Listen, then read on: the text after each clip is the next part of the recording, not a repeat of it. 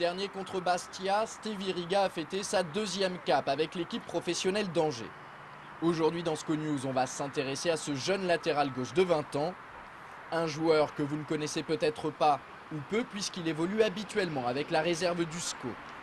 Pourtant, souvenez-vous, il y a un peu moins d'un an, Stevie honorait sa première titularisation sous le maillot angevin contre Romorantin pour le 8e tour de Coupe de France. C'était le 12 décembre dernier et il avait rendu une copie propre dans son couloir. Malheureusement, Stevie avait ensuite raté son pénalty lors de la séance de tir au but, finalement remportée par les joueurs de Sologne.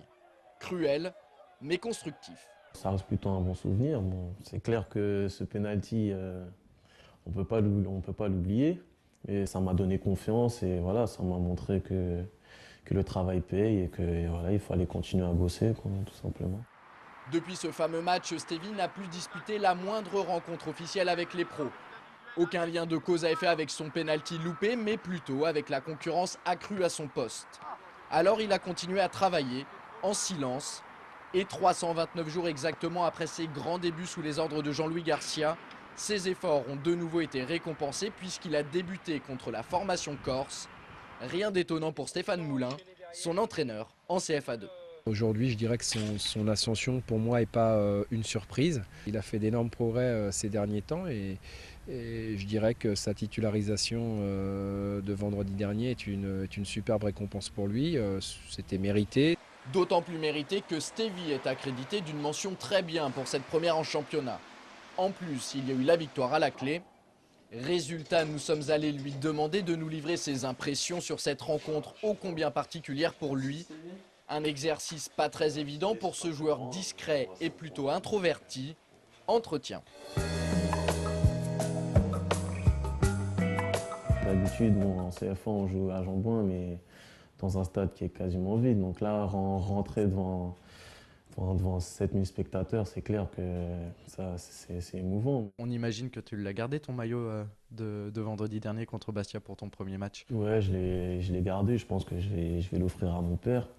Je pense que ce sera une satisfaction pour lui, il sera content pour moi. Et voilà, je pense qu'on va l'encadrer à la maison, celui-là. C'est vrai que pour une première, c'est jamais simple de passer à droite, surtout pour un pur gaucher comme moi. Mais bon, après, voilà, il faut pallier. Voilà, il a fallu pallier à ça. Et bon, je ne me suis pas posé de questions. Hein, latéral gauche, je suis latéral droit. Voilà, il faut savoir se placer de la même façon. Donc ça n'a pas vraiment changé pour moi. Le seul fait, c'est que voilà, pour me décaler sur mon pied droit, ça a été plus difficile. J'ai essayé d'être plus agressif, aller au duel. Bon, après, voilà, j'ai peut-être pas pu apporter offensivement comme je l'aurais voulu. Mais bon, tout d'abord, j'ai voulu bien défendre. Et voilà, ça s'est assez bien passé. Et voilà. Tout simplement une bonne fin de saison, tout simplement. Et puis avoir une bonne surprise à la fin de l'année, hein, si Dieu veut, comme j'ai toujours, quoi. Ce serait quoi cette bonne surprise? Ça serait un contrat pro à la clé de cette saison, hein, c'est clair. C'est l'objectif que je me suis fixé personnel et j'espère pouvoir l'atteindre à la fin de la saison, quoi. Ok, bah merci Stevie, c'est tout ce qu'on te souhaite en tout cas. Merci beaucoup. Je vous remercie aussi.